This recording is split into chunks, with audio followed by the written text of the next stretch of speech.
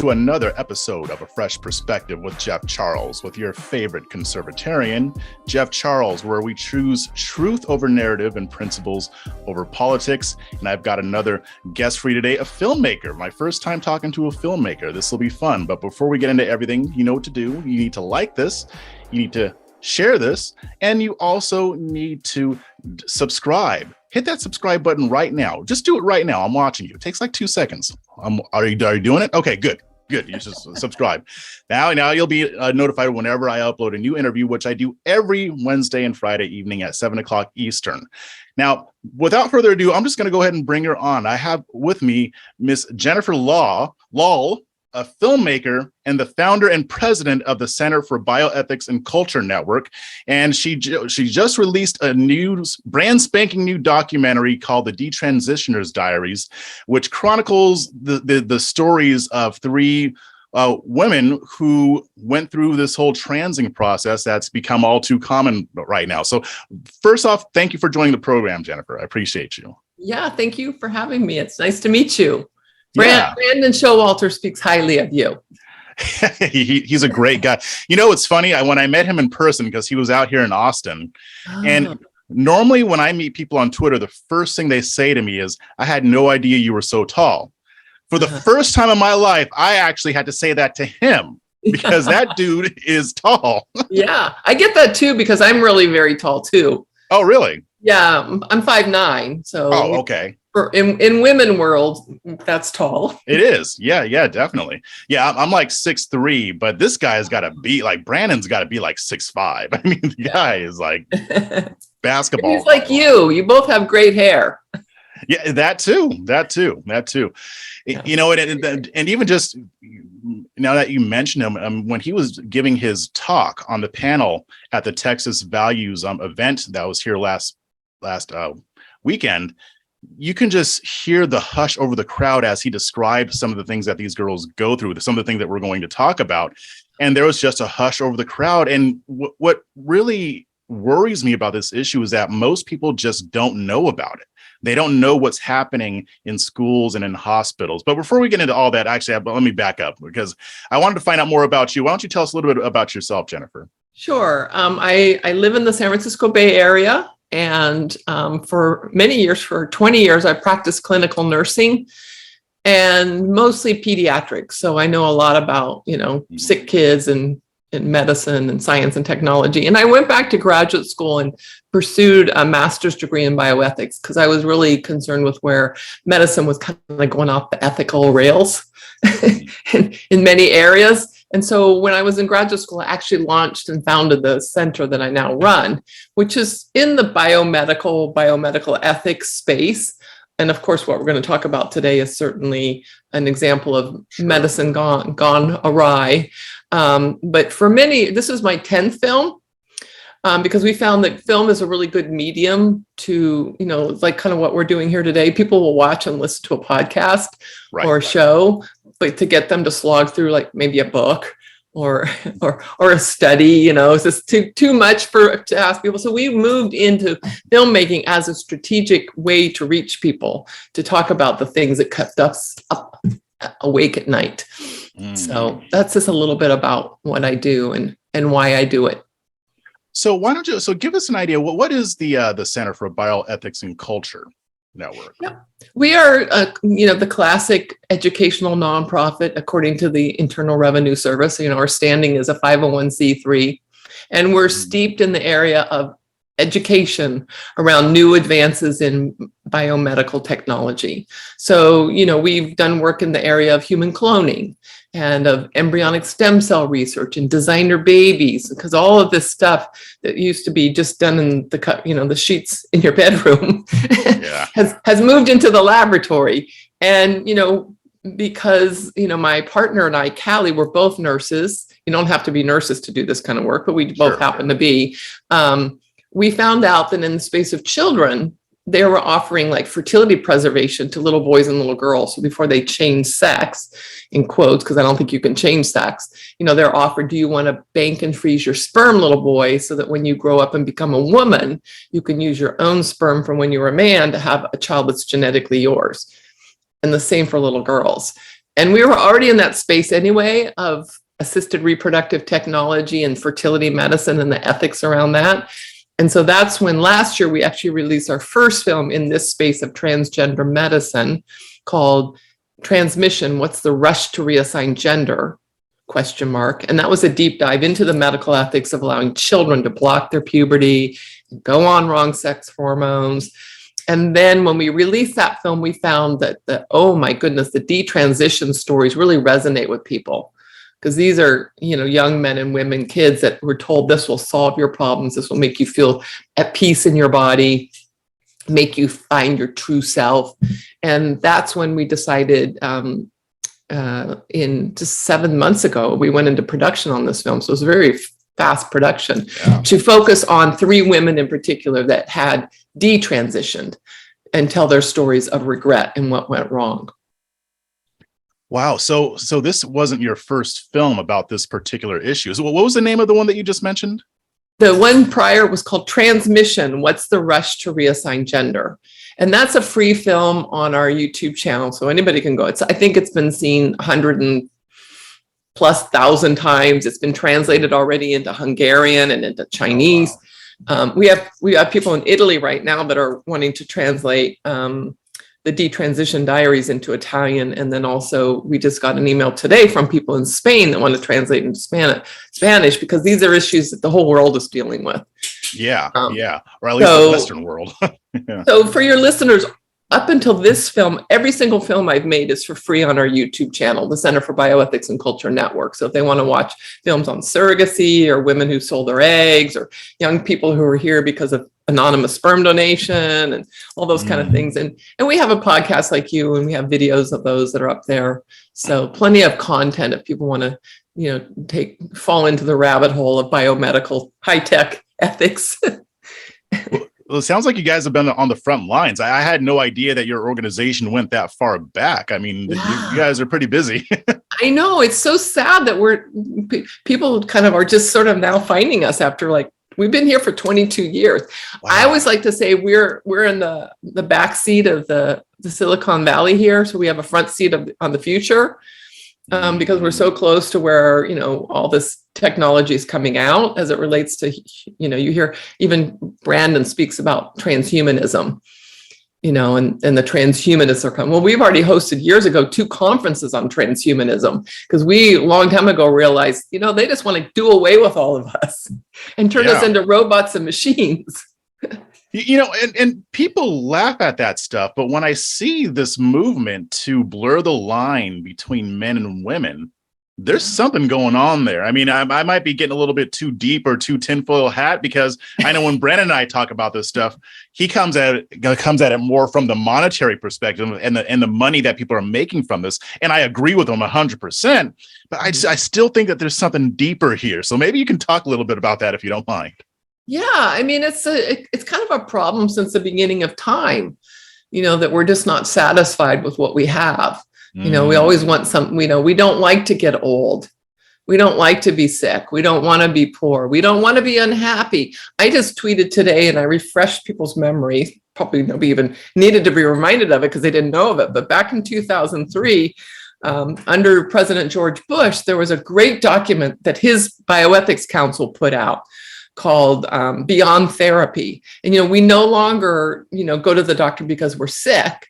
We go to the doctor because we want to be prettier, or we want to be happier, or we want to be stronger. The athletes are now doping and they want, bionic arms, because we're a dissatisfied people, but that's been with us since, that's an age-old problem. Yeah. We don't want to get old. We don't want to suffer. We don't want to, have any of these things. And so what is our savior? Technology. Technology will save us. And it's an excellent report that's available for free as a big PDF. And it talks about, we want happy souls. We want ageless bodies. We want incredibly enhanced performance. And we want better children, right? So in the kind of those 4 chunks, this great, free that we all of our taxpayer dollars paid this council of great wise men and women to create this document. And it's a great sort of roadmap of where we are today and how we got here. Wow. Well, that's intense. I mean, Is your brain blowing up? yeah. It's funny. It reminds I'm me. really fun at parties too. I bet.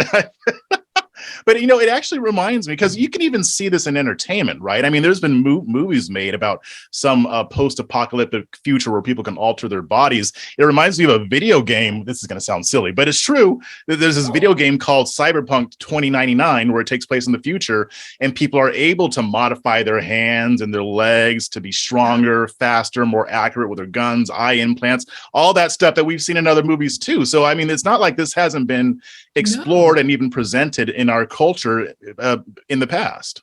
And that's why we make movies, because we realize how much movies and people, I mean, when I was in graduate school, around that time, the movie Gattaca came out, and it's all capital letters, Gattaca, and it's great. Like Uma Thurman's in it and Ethan Hawke's in it. And, it's a great cast. And when that movie came out, it was very much a sci-fi, and it was all on the designer babies. This starts out with this couple. They're in the doctor's office, and they're, the doctor's telling them, well, we can do this, we can do that. And the wife's kind of going, well, shouldn't we just leave things to nature? And the doctor's saying, well, why? Why would you not want to enhance your child? Why would you not want to give them the best start? Well, if you watch Gattaca tonight, like, it's Friday night, pull up your Netflix, find Gattaca and watch it. We're doing all that.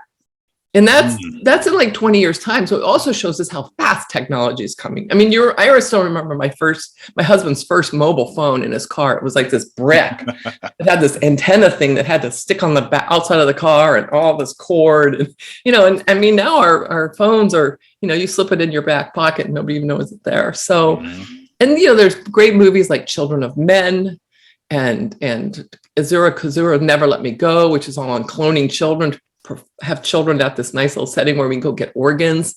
So when we need a liver or kidney, we've created these clones of us that they don't know that they've been created that way. And Children of Men is about, this plague of infertility. And there's one woman who hasn't lost her fertility, and everybody's after her because, she's gonna save humanity because she can still have baby. So there's all those great films and video games. So we're not crazy. Right. Put the tinfoil away. Yeah. So when it comes to the Detransitioners Diaries, well, first off, can you kind of walk us through the process? Like, what led you to make this documentary? Well, what motivates me a lot is I hate injustice, and I hate injustice done at the hands of the medical profession. A profession that I spent 20 years of my life devoted to, right. First physician, do no harm. So that motivates me to keep fighting when there's some days when I just want to wave the white flag and go, y'all, you can just all blow us all up. I don't care. I know where I'm going. You guys just take on. Jesus, take the wheel. No. There you go. So that motivates me first and foremost. This hatred of injustice and at the hands of medicine. And then I really hate when I see, the human side of these people that are harmed. And in the case of these particular women, I mean, and this happens to men too. Men transition and then regret and detransition. But our film, on purpose, focused on women.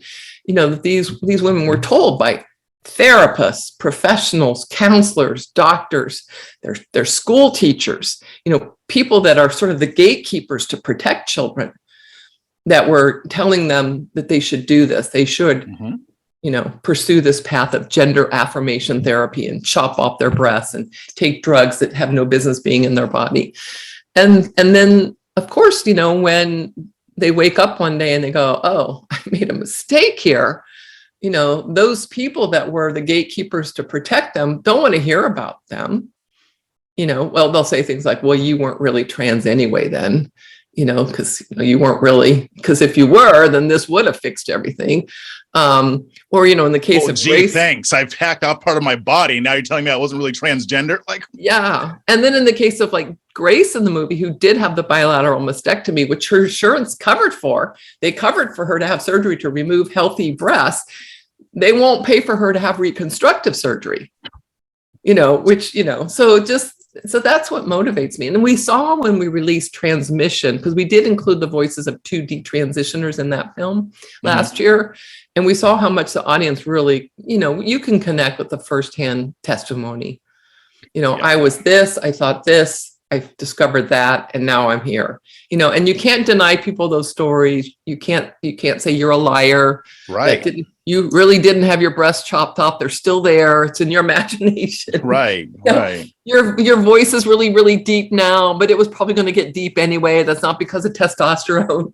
Yeah, for sure. And then when 60 Minutes did a show last year, which was on a large piece on transgender healthcare, and they included, I think, like 5 interviews with 5 detransitioners in the large piece of lots of pro-trans people, and the trans activists went nuts. I bet they did. How dare you tell those stories? So we thought, well, we will tell those stories, and so here we are.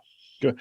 So here's a question that is even more interesting now that I know more about your background, because I doubt that at this point in your career and in your mission that there's not a lot that can shock you, but I still want to ask it anyway. When you filmed this documentary, what was most surprising to you that you learned going through this process? Oh, well, quite a few things. One was how quickly these young people can access treatments. And I use treatments in the kindest way, not really treatments. Yeah, exactly. Literally a couple of phone calls, and they're getting prescriptions over the phone by physicians who've never even laid eyes on them. And these are prescriptions that require you to drop medication in a needle and give yourself shots. Okay, back to my nursing career. I had to take a class in nursing school to learn how to give shots.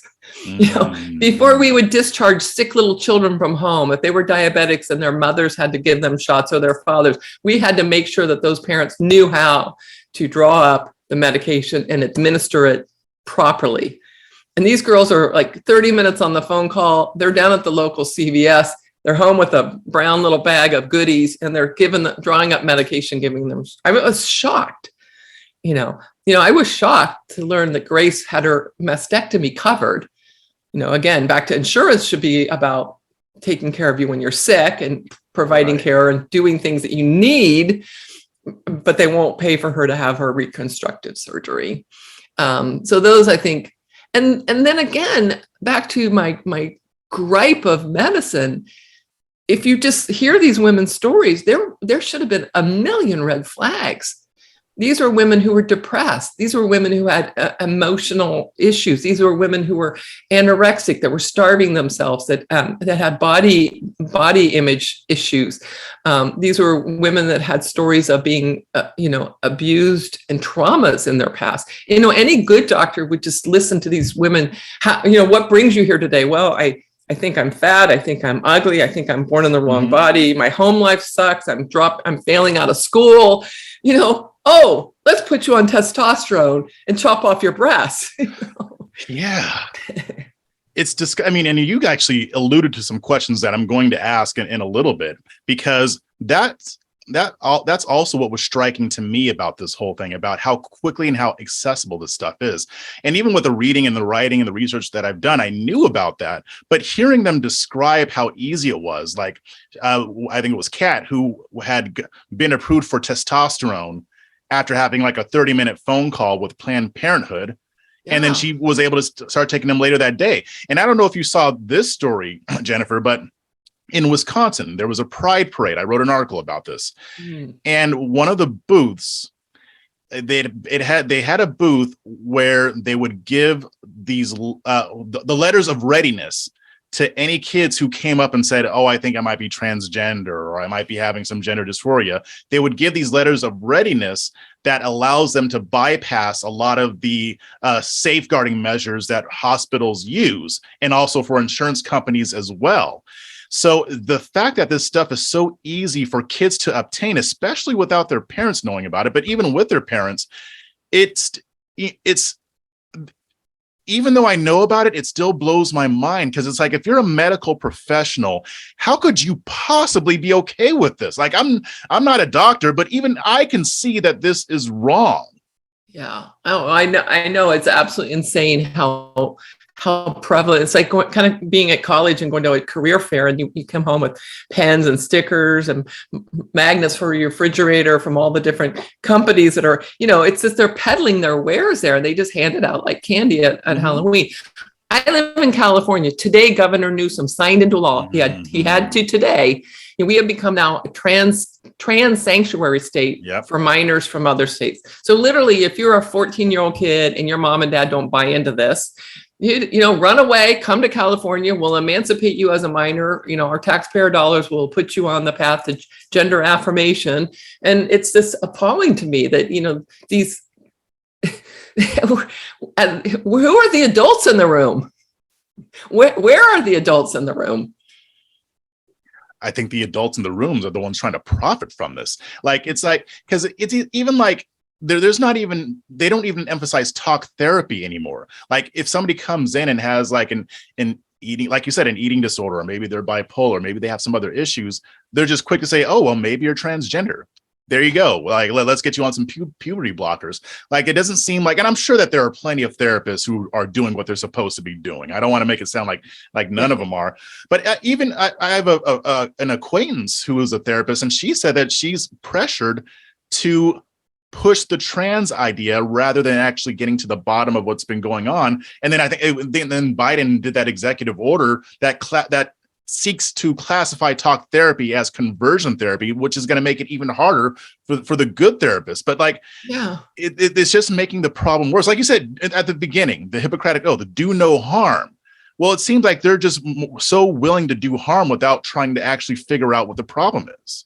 Yeah. And they, of course, would say, well, we're not harming these kids. We're helping them. I spent probably an hour yesterday on the phone with a superintendent over a big Catholic school district in the state of California. It's a huge state. And I'm not Catholic, but because of the work I do, somebody told him you should speak, because they're already feeling the pressure to allow kids in Catholic schools to use pronouns. And then the teachers will then have to, you know, accept that and refer to the children by their whatever pronouns they choose. You know, they can change their name and require the school. So, you know, you can already see the tension between the good doctors and the bad doctors, you know, the good school systems and the rights of, you know, the religious freedom rights of, we don't, you know, we're a Catholic school, so we distinctly teach from our Catholic views, and we don't recognize that you're Aziz, there's them, whatever that even means, you know.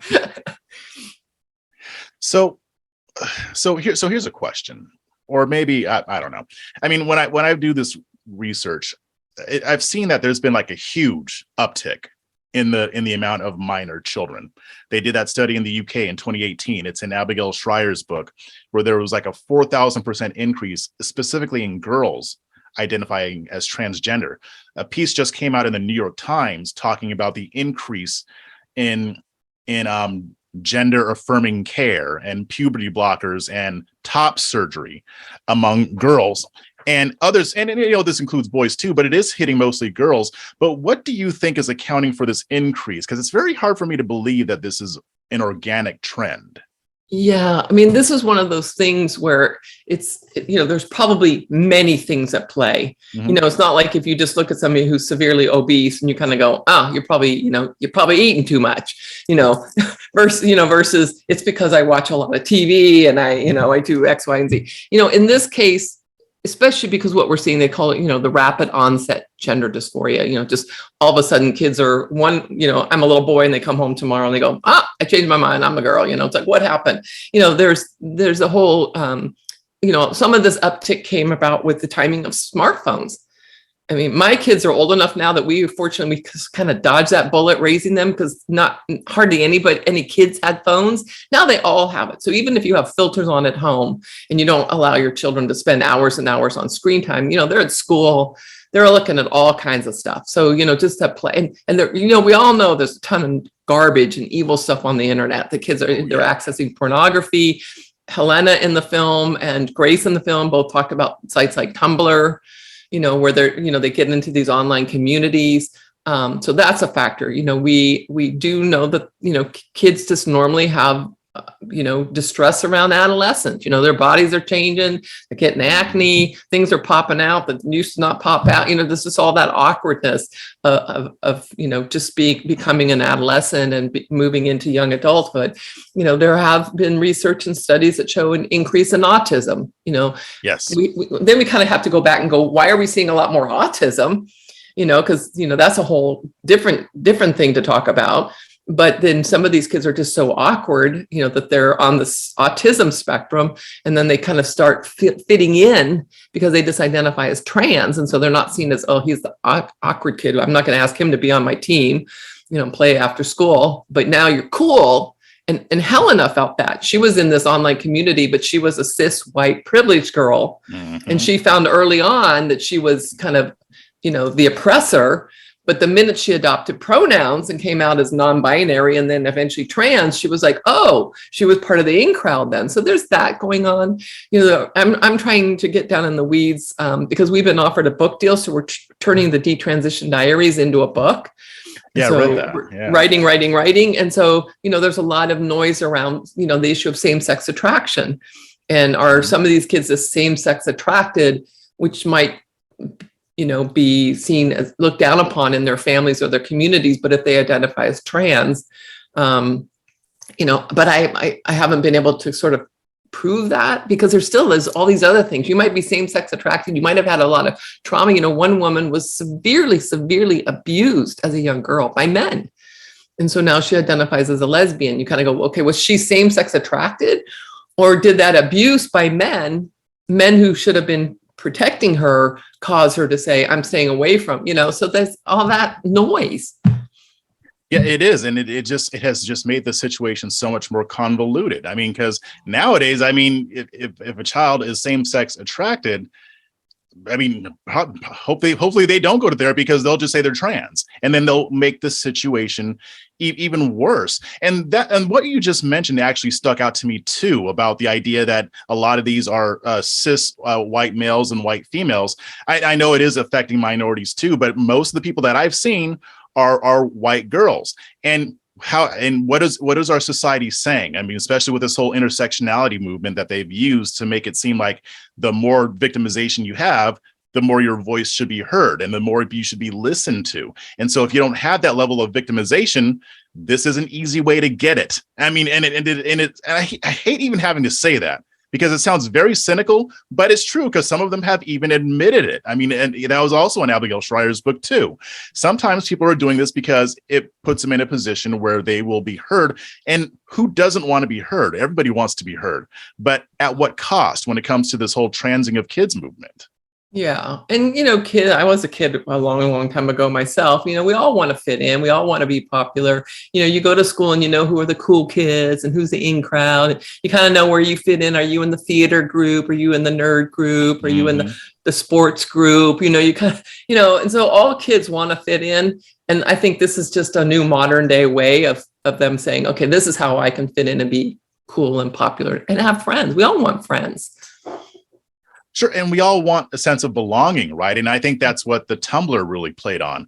I think that's why people were able to use Tumblr to convince more of these kids to go through with these treatments and, and embrace this thing that they probably aren't. Yeah. And they play on these things. And I think a lot of these people don't even realize that they're doing it because they want the same thing and they were taken in the same way. And Tumblr, just to because I don't want to bash on them, although I could happily bash on them. They are giving us a solid right now with the robust detrans community group on Reddit. And that Erin Friday, who's a great mom out here who's just killing it trying to fight this agenda in our state. She said something recently when we premiered the Detransition Diary at the theater that it's growing by like 60 people a day, and just it's heartbreaking to read their stories. So whenever somebody will reach out to me and say, hey, my friend has a kid that's gender confused and thinks they're trans, and do you have anybody they can speak to? I'm like, show them what's happening in the Detrans Reddit group and all the stories of regret and how their bodies have been destroyed and ruined and harmed and permanently damaged. And it's a tight group. You have to be detrans or trans or, somewhere in that space to be able to join. But you can watch and listen and see, it's not like it's locked down unless you're in, you just can't comment and post stuff. And is my understanding, because I am a lurker there. Yeah, I have yet to look at it. I've heard of it, but I do want to check it out. But and that's going to get to something I'm going to bring up later. But I do think that, as this battle continues, and I'm sure you and Brandon have talked about this too, I think that the detransitioners are going to be a huge part of moving the needle on this stuff. Yeah, and part of that will be lawsuits. Yep. We're Americans. We love things until we get sued. That's true. That's true. I mean, because look at what's happening in the UK. You've got like 1,000 families suing Tavistock because of what they were doing for 30 years. So, I mean, it makes sense. But the other issue with this, Jennifer, and I'm sure you've noticed this, I mean, it's not just the fact that this industry is a thing. It's that you've got so many people on the left supporting it. And I'm not characterizing everybody on the left. I'm talking about the hard left, because I think even most people who vote Democrat would be against this stuff too. I mean, polling has kind of alluded to that. But you've got the left, you've got the activist media, and they're constantly feeding this message that gender affirming care, especially top surgery, is a benefit for young children. So what, in your estimation, is the flaw in this argument? That it's a benefit to chop off healthy breasts? Is that the? It's kind of a silly question, isn't it? Yeah. Well, let me start with one that's just outside of the purview of medicine, because medicine shouldn't be in the business of chopping off things that are normal and functioning and healthy. So let's just start with that. Two, it's permanent. So if you do, like Grace in the film kind of says, I looked down and kind of went, oh, I think I've made a terrible mistake, which is not an uncommon revelation. I mean, how many times have we all done something that we thought was a good idea, and we wake up the next morning and go, ooh, that wasn't such a good idea. And so, it's not like you get drunk and you go down and get a tattoo and you wake up and go, what did I do? Having your breast chopped off is it's a kind of a terrible aha moment when you realize I shouldn't have done that, because there's no going back. So those in my mind are kind of the top two things that I would kind of argue if somebody, pinned me at a cocktail party and say, what's wrong with it? Yeah. And it's funny because even in that New York Times article that I mentioned, it acknowledged that these studies are small studies suggesting that removing the breasts improves transgender teenagers' well-being, but that the data is sparse. But if you look at the UK and Sweden, they've got the data, or at least most of it, because they were doing this long before we got into it. Yeah. And now they're pulling away. I mean, Sweden's study found that people who got this gender affirming care when they were kids were 19 times more likely to kill themselves. What do you think? Because in light of all that, and in light of the fact that, what you said before about this being a lot of social issues that are contributing to this, it's obviously not some type of medical epidemic. Why are they still pushing this so hard instead of trying to take a more healthy approach? Like, what is really motivating them? Let's get back to that. I mean, I know it's the money. I know that too. But with these people pushing this stuff or saying that it's okay to do this in schools and not tell parents about it, what do you think is pushing them to defend this so harshly? I think, definitely money is a big driver, but I do think it is, a very incremental and significant departure of medicine as a profession away from, doing no harm. I mean, we've seen that in other areas, in my own clinical practice. When I left nursing, we had clients and customers, and we were service providers. Now you just go to your doctor and you see him as a technician to just provide you with services, and you're in the driver's seat saying, this is what I want. I want these healthy things chopped off. When in the olden days, you would have gone to your doctor and said, I think I'm really a man. We chop off my breast. The doctor would say, no, I don't do that. That's not my role as a physician. My role is to heal you. Let's talk about why you want your breast chopped off. Let's get going into your head and see what's going on that you feel so much discomfort in your own body. And, medicine has really moved fast, to service provider. It's like taking your car to Jiffy Lube, just change my oil, rotate my tires, check the fluids, you're just here to provide a service. I think a lot of it's fear, right? So like there was a little bit when I spoke with the superintendent yesterday, this is coming. What are we going to do? We don't, he played that we're told that if you don't let kids do this, they're going to kill themselves. He said, the minute you have a suicide epidemic in your school, parents don't want to send their kids to your school. right? Because it's like, oh my God, they're killing themselves at, Joe Blow's high school down the street. They've had 15 kids that, committed suicide this last year. And when they're being told, if you don't set up this gender affirmation program, this GSA, gender, sexual, diverse, all the programs, back in my day, we had, home ec and sewing clubs and theater clubs. But now they have these gender clinics, not gender clinics, but gender school groups. If you don't set these up, if you don't affirm these kids, then you're going to have this suicide rampage. And I kept saying to that gentleman, that's a bold-faced lie. They're just saying that. They have no data to prove that. It's a fear-mongering. Big companies just buy into it because they don't want to, you get boycotted, right? If you don't, wave the, I don't even know what the flag is called these days during it's not even Gay Pride Month. It's sort of ram every kind of sexual deviant perversion down our throat month. It's the rainbow flag. Yeah, but then, everybody, BMW puts it up, Bank of America, you don't want to seem as, my husband works for a major corporation, he has to go through his diversity and equity training every year to sign off that he makes sure that he knows how to speak and address people and not misgender people. So it's just seeped into every place in our society and culture and law and medicine and Hollywood.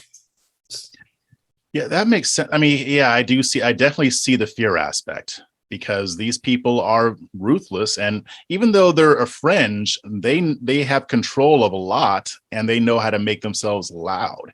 But I wanted to go deeper into something you said before about medicine going from actually being healers to being more of a service oriented. What do you think brought that about?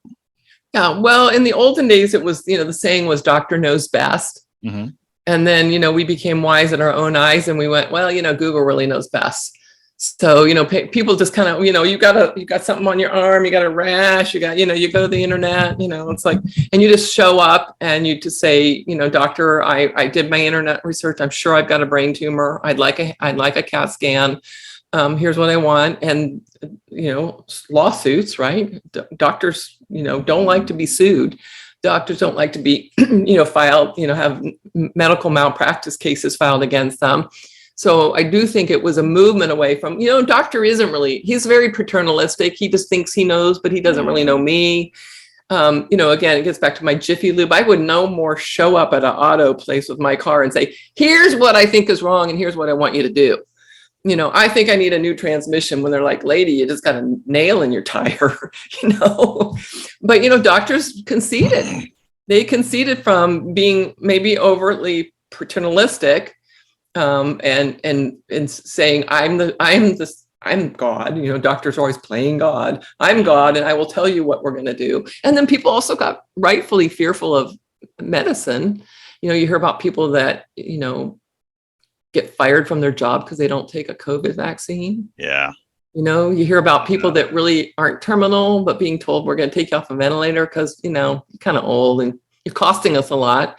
So people are skeptical already of the profession, the experts. So I think all of that kind of happened, but it really was physicians conceding their expertise and giving in to parents who say, we know better. We just want you to chop off my breast because I know I'll feel better if you do it.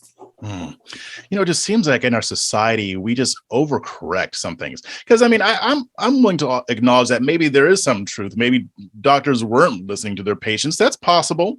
But the way to fix that isn't to go all the way the opposite direction and then turn him into a service provider to where he just has to do whatever you say, even if he knows it's going to hurt you. There should be more of a balance, right? Exactly. It's like the whole defund the police movement. We've got some bad police. Let's just get rid of them all. It's like, whoa, wait. Can we have some? But we are people that love extremes. We're always mad about something. There's this side and that side. We're always fighting. We debate. Our politics are on the extremes. The sky is falling. Hide your wife. Hide your kids. Yeah. Yeah. Get more guns. Get more guns. They're going to take your guns away. Well, I'm okay with the getting more guns thing. You see my profile picture. Yeah, that's right. Yeah, you do shoot. Yeah. But anyway, we do love the extremes. Yeah, that's true. And so I think that's the problem that we have. When we don't like something, we just say, well, the way to correct course is to go all the way over here. Like, no, let's just stay here. Yeah, you're right. I mean, another example, just real quick, and I want to get back to what we're talking about here, but you even see this because it still applies to other stuff too.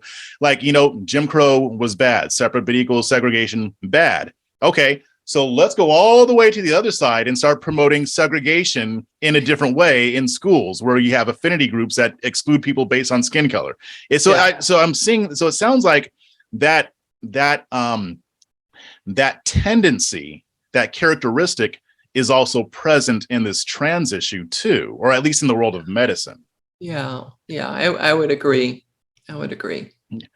So let me ask you this, and anybody I talk to about this subject, I ask the same question. Nice. What do you think we need to do to prevail in this battle? Or do you think it's too late? Or what do we need to do to turn this thing around? Yeah, I think, you alluded to it earlier that most people are just unaware. And if you talk to just reasonable people in the middle, on the left, on the right, and you got them to say they're doing what? Mm-hmm. I mean, so I do think we need a mass educational campaign so that people really know that we're not people with tinfoil hats on. We're not crazy. Mm-hmm. That this is a booming growth industry that is really going to ruin the lives of many, hundreds, thousands, millions. I don't know. So I do think we have truth and facts and evidence on our side. And I think amplifying the voices of the detransitions, is just, I mean, why did we find, I use this analogy a lot when I speak to people. Why did we finally, launch huge campaigns to stop smoking? Because doctors were seeing enough people, who were smokers getting cancers and dropping dead of lung disease. And then the studies came, and then the research came out, and then the warning labels on cigarettes went, slapped up. And then we said, you have to be a certain age to buy cigarettes, and you can't smoke in certain places, because, finally the jig was up on big tobacco. And I think here we have, big trans medicine. I talk about big fertility in my work and in the fertility industry. Because right now they just get to say bald-faced lies like, well, if you don't let your daughter do this, she's going to kill herself. Yeah. And those are scary things for people to hear. Yeah, it's emotional blackmail. If you get people to pump the brakes and say, you know what, that's just a lie. That's just something they tell you to scare you. So yeah, because I still believe in good, reasonable people. If they have the right information, they'll act accordingly. And we don't have to beat people over the head, and we don't have to bully them or scare them, but just educate them. That's why I'm really praying that, like, 1 million people watch the Detransition Diaries, because we had quite a good turnout at the live theater premiere screening, and because I know a lot of the people that came, because it's a theater in my neighborhood or my town. I mean, I know I had fence sitters, or people that knew nothing about the issue that came because, well, she's my friend, I better go see her movie. Right. And and they were kind of like, wow, I didn't know any of this. So, it's kind of like, and they'll tell two friends, and then they'll tell two friends, and they'll tell two friends. Yeah, we need more exposure. And I think the detransitioners' voices are going to be some of the most important. And I've noticed, and I actually wanted to get your reaction to this, because the activist media, Democrats, progressives, they always make it sound like people who detransition are rare. Now, how true is that? Because I don't think I believe them as much as they say. I mean, there might be some truth to what they're saying, but it's hard for me to believe that there aren't more people who regret the decision that they made. Yeah, I guess that is, again, just another talking point that they have that's not based in reality. Because a lot of the studies that you'll see, they'll be flawed studies. They don't follow up for a long period of time.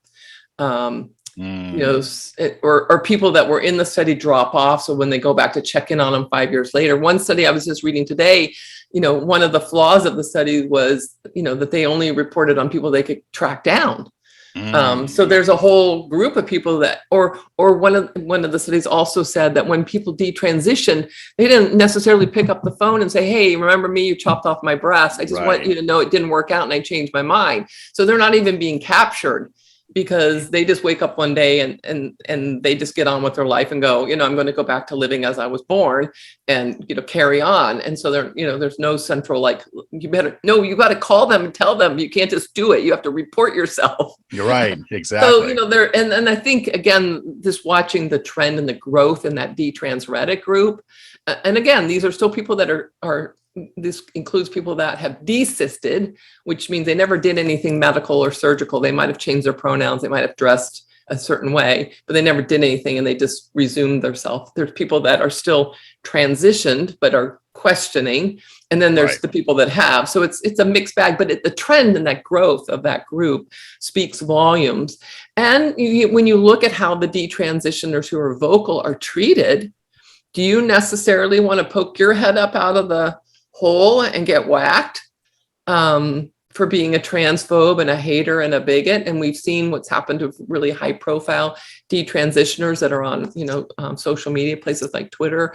They either get attacked or they get shut down on Twitter. They can't speak anymore because they didn't toe the party line. So I just want to say that there's a lot more of them and their voices will matter. Yeah, I agree. I've seen the attacks that they get, but I'm sure we'll be talking more about this. I know that there's going to be a book made about this, and your organization is doing a lot of great work. So I definitely appreciate you coming on my program. Yeah. But before we sign off, why don't you let everybody know where they can find you? Well, like I said, our YouTube channel is the Center for Bioethics and Culture Network. So that's where a lot of our free content lives. The Detransition Diaries, you can just search for that. It's on our Vimeo channel. And we are charging a $5.99, fee to, of course, Vimeo keeps a nice chunk of it, but we do have some film costs that we're trying to pay off. And then follow me on Twitter. I'm really active on Twitter at Jennifer Lahl, my name. Okay, great. Well, we got to do this again soon. Yeah, thank you. Thank you.